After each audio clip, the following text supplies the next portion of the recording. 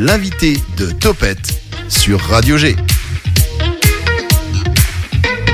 C'est pas grave, Solène, on t'en veut pas. C'est normal, t'es en stage avec nous pendant la semaine, les 2 semaines. Bonsoir Yves. Bonsoir. Alors toi aussi t'es de la maison, c'est pour ça que je dis ça, puisque t'es animateur des Voix de l'Écho. C'est le mercredi à 12h10, un mercredi sur 2 je crois. Hein. Exactement. Mais tu n'es pas là pour nous parler de ça ce soir, puisque t'es aussi président, créateur, fondateur de Chant contre Chant. Alors peut-être qu'il faut l'épeler quand même pour comprendre le jeu de mots. Ouais, Chant contre Chant, c'est CHANTS contre CHAMPS. Voilà, les chants qu'on chante et les chants de l'univers cinématographique, je crois. Hein. On peut dire ça, oui. On peut dire ça. Tu n'es pas tout seul puisque tu es aussi avec Jessica qui va s'emparer du micro. Bonsoir Jessica. Bonsoir. Et bonsoir Marc. Bonsoir. Alors vous êtes tous deux étudiants, alors peut-être pas en M1 tous les deux, en tout cas vous êtes à l'Estua d'Angers en master médiation culturelle et communication. Et je crois qu'il y a un autre nom, Jessica, pour ça. Oui, c'est direction de projet et établissement culturel. Voilà, et c'est l'option communication et médiation. Et vous êtes donc impliqué dans ce festival. Alors on va peut-être donner les dates quand même pour les infos pratiques. Du 22 au 24 mars, ça se passe au 4. Alors le 4 pour situer quand même si on connaît pas, Yves. C'est 4 allée François Mitterrand à Angers, dans le quartier Saint-Serge, en face de la fac en fait de droit. Voilà, tout simplement. L'idée, c'est de présenter et de mettre même en compétition des courts-métrages, des vidéoclips.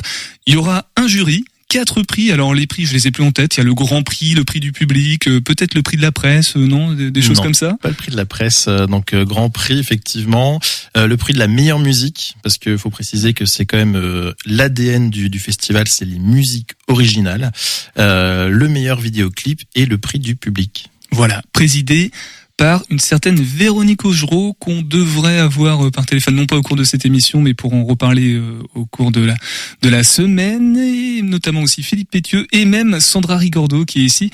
On expliquera tout à l'heure qui sont ces personnes, entre autres, puisqu'on n'a pas tout cité, mais déjà j'aimerais revenir avec toi, Yves, sur l'historique de ce festival, parce que il est né en 2004, il s'est endormi en 2007. En plus, c'était du côté de Poitiers.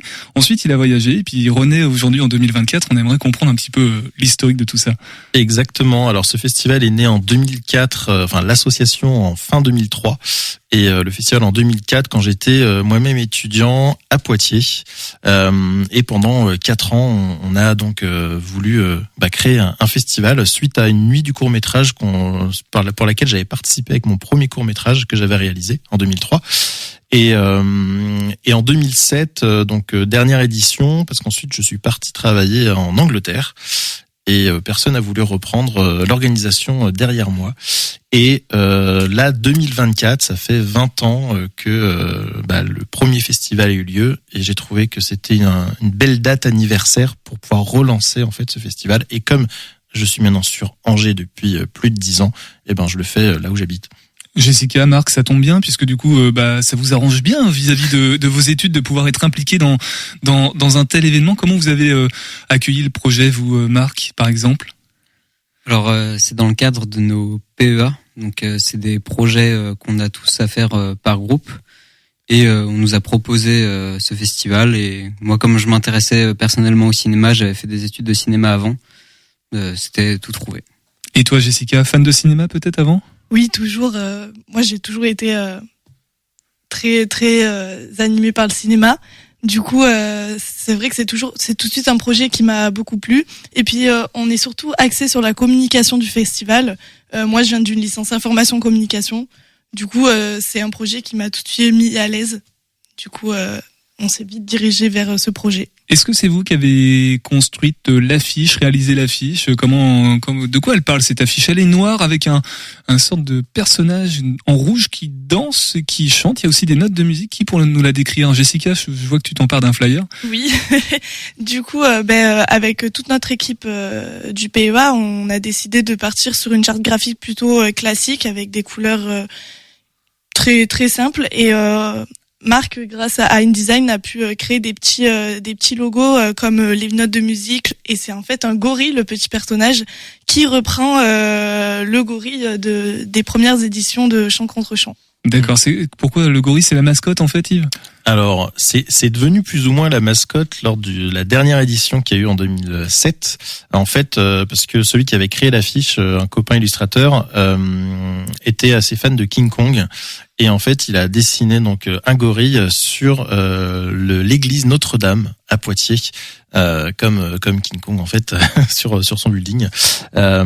Et donc, voilà, c'est resté là. Et quand j'ai parler du projet en fait aux étudiants, je leur ai montré effectivement les anciennes affiches et en fait ils ont trouvé ça pertinent de repartir sur cette iconographie. Voilà, peut-être un petit mot de ta part, Julien, sur cette initiative, parce que j'imagine que pour l'instant ça reste encore un peu flou. T'as peut-être du mal encore à voir les vidéoclips, quels types vont être mis en compétition, les courts-métrages. Oui, la question que je me posais à l'instant et que j'imagine tu poseras tout à l'heure, c'est qui participe? Est-ce que c'est réservé à des étudiants? Est-ce que c'est réservé aux angevins? Est-ce que c'est ouvert à plus? Donc oui, ça m'intrigue. Et voilà une question qu'on pose tout de suite à Yves, Marc et Jessica. Et alors, c'est ouvert à tout le monde. Il y a eu donc un appel à candidature qui a eu lieu jusqu'au 29 février. À la toute base, c'était pour les étudiants. Puis finalement, dans la construction du festival, finalement, on a ouvert, tout en gardant quand même cet ADN de musique originale. Je voulais éventuellement faire une section spéciale étudiante, mais il n'y a pas eu suffisamment de films étudiants qui ont été envoyés. Donc du coup, je l'ai enlevé celle-ci. Mais c'est en fait il y a des angevins, il y a même un film belge. Voilà, il y a plusieurs courts-métrages et vidéoclips. Pour bien comprendre du coup, quand tu parles de musique originale, c'est-à-dire que les courts-métrages, les réalisations doivent obligatoirement tourner autour d'un thème musical de base. Ça peut être un clip plus long, une histoire qui accompagne un titre musical forcément. Alors en fait, il faut que ça soit une composition originale, c'est-à-dire dans le sens où il faut par exemple pour un court-métrage que le compositeur crée spécifiquement la musique pour le film. Et pour le vidéoclip, quelque part on reste sur des créations originales, on n'est pas sur des covers en fait, tout simplement. C'est vraiment de la création pure et que il y a un réalisateur derrière qui vient créer un clip. Julien ? Ouais, est-ce qu'il y a une durée spécifique des courts-métrages pour pouvoir aller en compétition? Alors c'était maximum 15 minutes. On a des films, le plus court fait 1 minute 45 ou 53, quelque chose comme ça, 53 ouais. Et le plus long fait 13 minutes. Jessica, Marc, est-ce que vous avez pu en voir certains ou vous avez simplement fait la communication et vous allez découvrir ensuite tous les clips, toutes les réalisations proposées ou vous avez pu les voir avant, Marc? Moi, j'en ai pas vu. Je sais pas si toi t'en as vu, Jessica. Non, j'ai pas encore eu cette chance. Bon, c'est la grande surprise.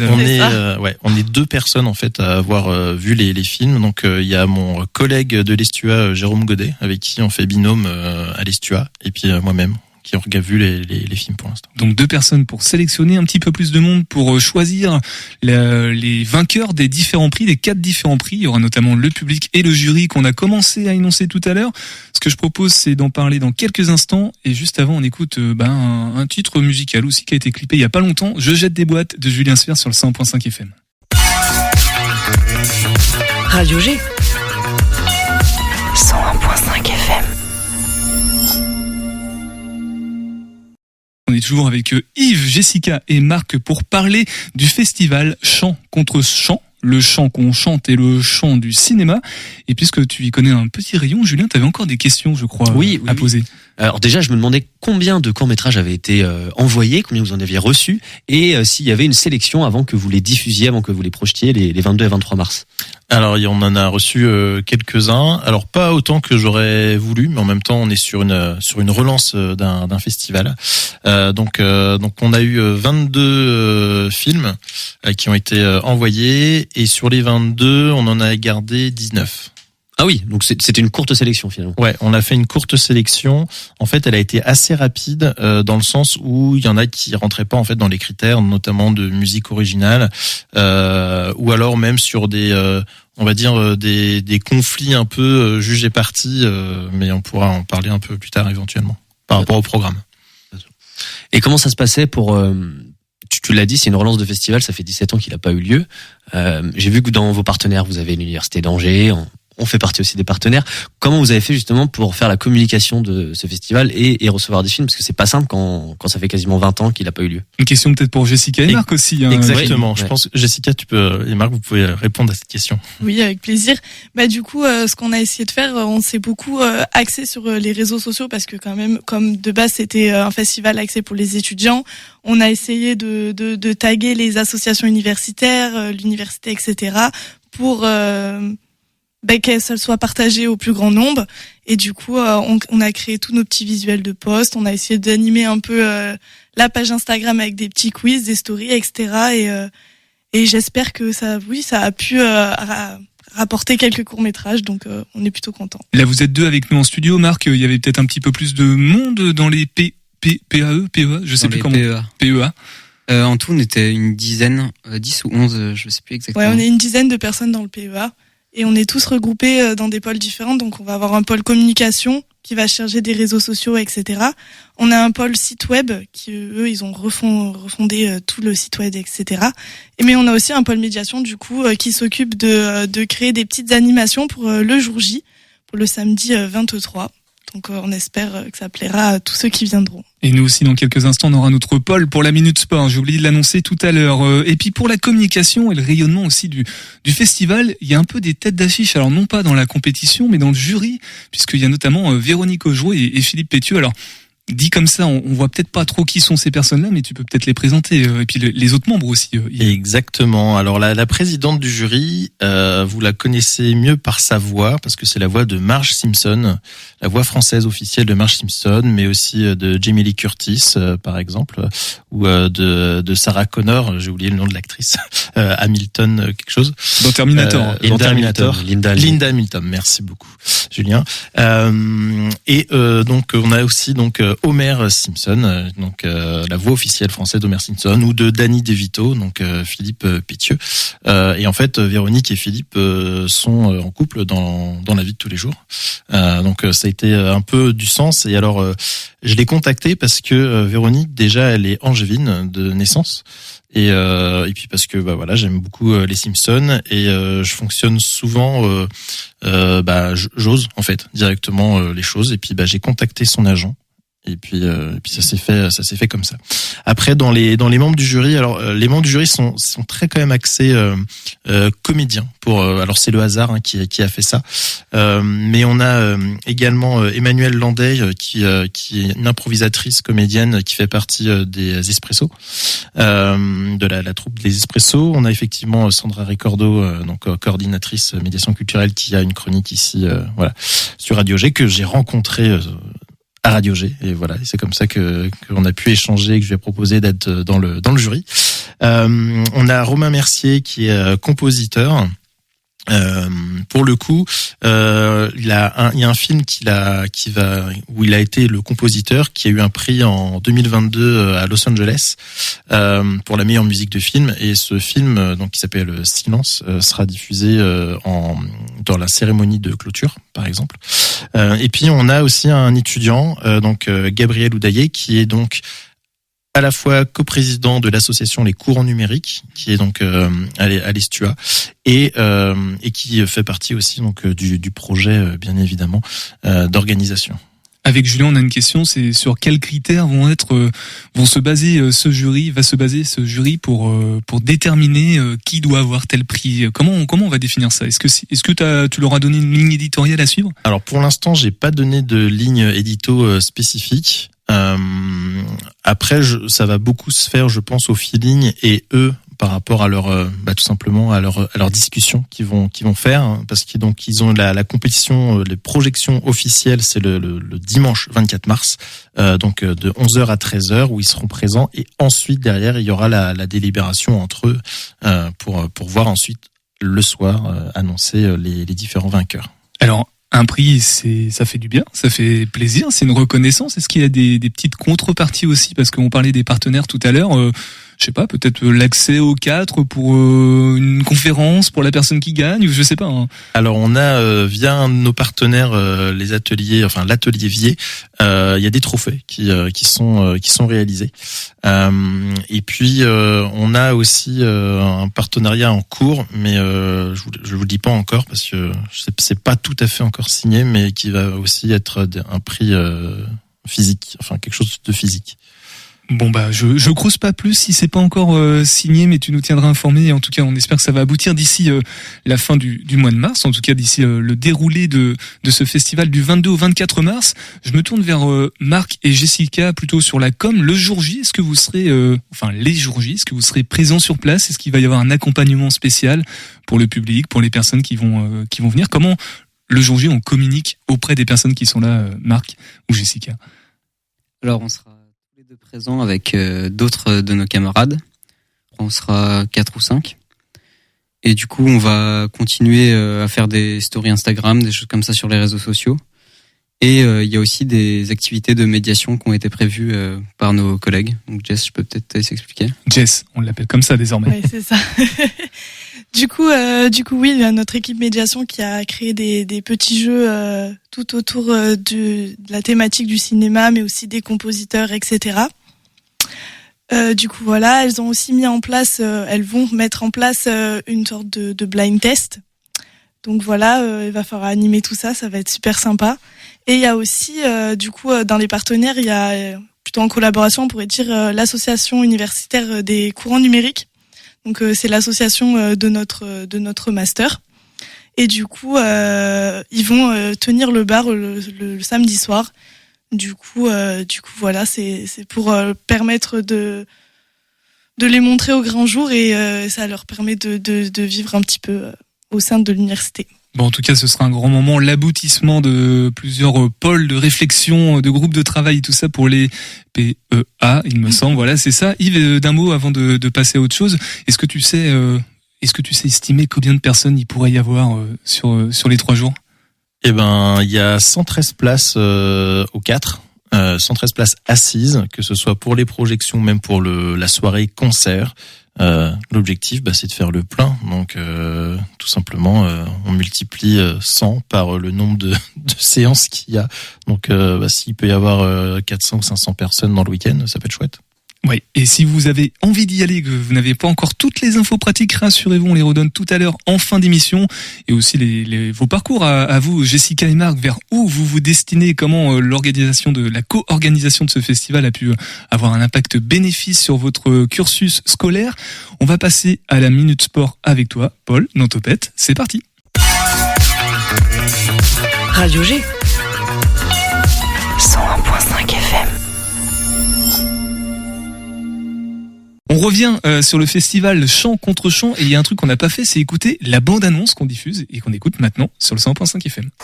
Les 22, 23 et 24 mars à Angers, venez participer au festival Chant contre Chant. Au programme, compétition et diffusion de courts-métrages et vidéoclips avec musique originale. Une soirée concert électro, une séance de dédicaces ainsi qu'une table ronde autour de la musique de film. Les 22, 23 et 24 mars, venez participer au festival Chant contre Chant. Tout est à l'espace culturel le 4, allée François Mitterrand à Angers. Est-ce que je peux rajouter que je serai la présidente du jury pour les courts-métrages? Mais bien sûr, Bibiche. Alors venez nombreux. C'est du cinoche, c'est mieux que la pub. Ouh, pinaise. À bientôt. Informations et billetterie sur le site chantcontrechamp.com. Et ben voilà qui donne envie, et ça tombe bien puisque Yves, Jessica et Marc sont là pour nous parler de Chant contre Chant. Jessica et Marc sont en M1 de communication événementielle, production, direction d'événements. Tout ça. Tout ça, non, c'est quoi le titre officiel du master, Jessica? Alors c'est master direction de projet et établissement culturel, option médiation et communication. Et dans ce cadre-là, Marc, avec les PEA.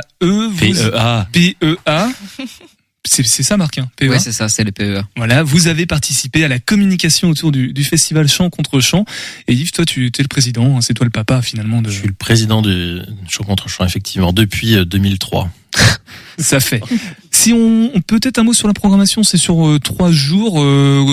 Comment ça se déroule en fait? On n'en a même pas parlé tout à l'heure. Alors le 22 mars, on a une soirée d'ouverture tout simplement avec des projections de courts-métrages hors compétition en présence des réalisateurs et même de certains compositeurs ou musiciens ou artistes. Et en fait, l'idée, c'est aussi de leur donner la parole pour savoir comment ils ont travaillé et comment ils ont collaboré sur justement ces courts-métrages.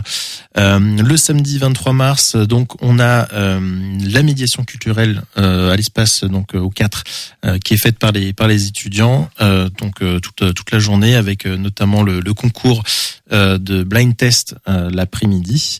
On a une séance de dédicace qui donc exclusivité depuis aujourd'hui. On a signé un partenariat avec le Repère des héros, donc au centre-ville rue de Larraux à Angers. Il y aura la séance de dédicace donc de Véronique Augereau et Philippe Pétieux, donc les voix officielles de Marge et Homer Simpson. 15h30, il y aura donc un premier échange d'une demi-heure avec eux, et puis ensuite il y aura donc la séance de dédicace. Et puis le soir, on a donc la soirée concert avec donc une île, donc qui est un festival, enfin pas un festival, un spectacle électro, et puis un ciné-concert aussi d'un groupe monceau qui s'appelle Naked in Sphere. Voilà, le 23 mars. Et j'ai pas fini, je suis désolé, c'est très long. Et le dimanche 24 mars, la grosse journée aussi, donc projection des compétition officielle en présence du jury de 11h à 13h, une rediffusion pour ceux qui n'ont pas pu venir le matin de 14h à 16h, et ensuite de 17h15 à 18h45 il y aura une table ronde autour de la musique de film avec 2 compositeurs qui vont venir et un journaliste spécialisé dans la musique du film. Donc c'est en partenariat avec le site cinésique.fr, table ronde qui sera rediffusée en direct d'ailleurs sur Radio G en partenariat avec l'émission Générique. Et puis la soirée de clôture avec diffusion des films primés, annonce des films primés, et puis encore quelques courts-métrages hors compétition. Eh ben voilà d'un beau programme. Je me tourne vers la communication. Marc et Jessica, le site internet, les réseaux sociaux, peut-être un TikTok, qui sait? Pas encore, mais pourquoi pas? On pourrait ouvrir ça pour le jour J. Pourquoi pas? Alors c'est quel nom il faut taper pour retrouver du coup le festival Chant contre Chant? C'est important de les player aussi. Sur Instagram, ça s'appelle comment? L'Instagram, c'est Chant contre Chant. CHANTS contre CONTRE. Et le deuxième chant, c'est CHAMPS. Voilà, il n'y a pas d'underscore ou d'arrobase ou de 78 000, tout ça qui traîne derrière. D'un mot, juste en 30 secondes quand même, bonne expérience, j'imagine Marc, d'avoir pu participer à l'élaboration d'un festival concrètement, en plus qui a cours ici, là où vous étudiez à l'Estua. Oui, totalement. Surtout que du coup j'étais dans le pôle communication. C'était la première fois que je faisais de la communication. Donc ça m'a vraiment lancé là-dessus. Et même pour plus tard. Jessica, toi c'est pas la dernière fois, j'ai l'impression. Non, pas du tout. Du coup, comme je l'ai dit, moi je viens d'une licence information communication. Du coup, c'était plutôt mon domaine. Du coup, c'était cool de faire ça avec les copains. Et